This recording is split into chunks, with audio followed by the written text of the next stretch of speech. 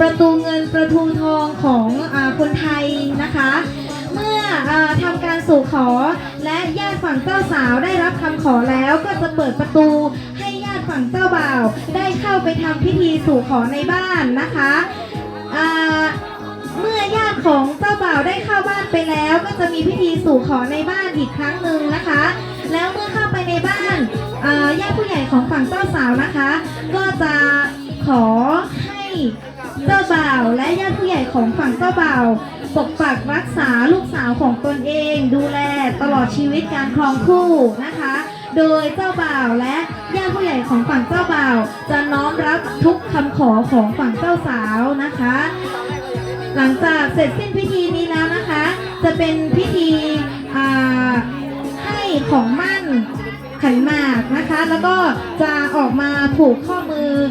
ด้านนอกนะคะซึ่งกำหนดการคร่าวๆของวันนี้นะคะมีดังนี้ค่ะ 9 นาฬิกาถึง 10 นาฬิกาลงทะเบียนหน้างาน 10 นาฬิกาถึง 10 นาฬิกา 30 นาที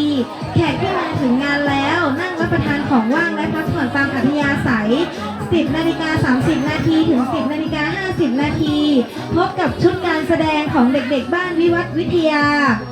11 นาฬิกา 30 นาทีถึง 12 นาฬิกาเชิญแขกผู้มีเกียรติร่วมผูกข้อมือและอวยพรคู่บ่าวสาว 11 นาฬิกา 30 นาทีถึง 12 นาฬิกาเชิญแขกผู้มีเกียรติทุกท่านร่วมรับประทานอาหารกลางวันร่วมกัน 12 นาฬิกาถึง 13 นาฬิกาเชิญผู้ใหญ่ของคู่บ่าวสาวอวยพรแก่คู่บ่าวสาวนะคะ 13 นาฬิกาถึง 13 นาฬิกา 20 นาทีเชิญคู่บ่าวสาวกล่าวขอบคุณแขกผู้มีเกียรติทุกท่าน 13 นาฬิกา 10 นาทีถึง 13 นาฬิกา 30 นาทีเชิญญาติผู้ใหญ่ของฝั่งเจ้าบ่าวและเจ้าสาวกล่าวอวยพรและขอบคุณแก่แขกผู้มีเกียรติทุกท่านค่ะ 13 นาฬิกา 30 นาทีเป็นต้นไปเชิญรับประทานอาหารและพักผ่อนตามอัธยาศัยค่ะ